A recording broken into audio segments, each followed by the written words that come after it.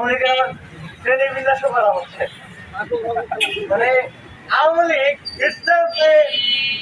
দুর্বৃত্ত সংগঠন।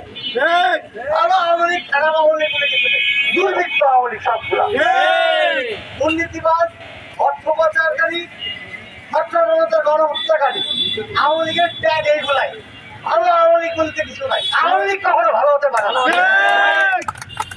আমরা ভুলে যাইনি আমাদের 2000 শহীদের কথা। আমরা এখনো পর্যন্ত ভুলিনি আমাদের আহত সহযোদ্ধাদের কথা।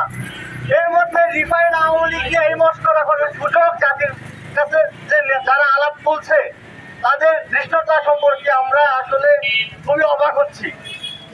বন্ধুগণ, আমার সহযোদ্ধারা এখনো পর্যন্ত হসপিটালের বেডে কাটাচ্ছে, ভালোভাবে চিকিৎসা পাইনি এখনো পর্যন্ত।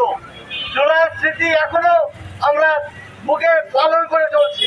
সেই মুহূর্তে এসে এই আওয়ামী লীগকে রিফাইন করার চেষ্টা করা হচ্ছে, ভালো আওয়ামী লীগগুলো নিয়ে এসে রাজনীতিতে ঢোকানোর চেষ্টা করা হচ্ছে।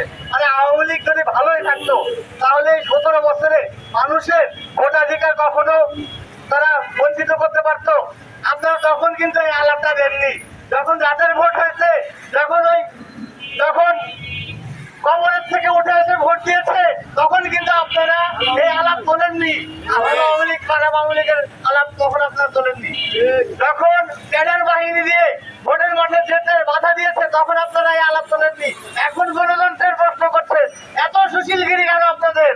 তখন সুশীলগিরি পাইছিল এই 17 কোটি মানুষের যখন ভোটাধিকার ছিন্ন করা হয়েছিল, তখন আপনাদের সুশীলগিরি কোথায় ছিল? এই প্রশ্ন আমি রাখতে চাই। এবং একই সাথে সবার আগে বলে দিতে চাই, এই বাংলার মাটিতে সংস্কারও পরে আগে আওয়ামী লীগের বিচার হবে, নির্বাচন হবে। সংস্কারের আলাপ করছি ভালো কথা, কিন্তু আওয়ামী লীগের বিচার আগে হতে হবে। আমার এই ছাত্র জনতার গণহত্যাকারীদের বিচার না হওয়া পর্যন্ত আমাদের এই রাজপথের সংগ্রাম চলতেই থাকবে। এবং যারা গণতন্ত্রের কথা বলছেন তাদেরকে প্রশ্ন করতে চাই, 17 বছর যখন গণতন্ত্রের আলাপ আপনারা তোলেননি, এখনো চলবেন না। ছাত্র জনতার যে গণঅভ্যুত্থান, সেই গণঅভ্যুত্থানের ফলে আমাদের যে জন আকাঙ্ক্ষা ছিল, সেই জন আকাঙ্ক্ষা বাস্তবায়ন করার সুযোগ দিন। আর ইন্টারিম গভর্নমেন্টকে বলতে চাই, এই ছাত্র জনতার রক্তের উপর দাঁড়িয়ে আপনার এই ইন্টারিম গভর্নমেন্ট, আপনার এই সরকার প্রতিষ্ঠিত হয়েছে।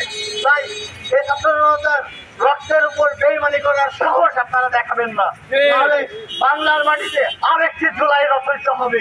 এই আশাবাদ, এই বলে আমি আমার বক্তব্য শেষ করছি।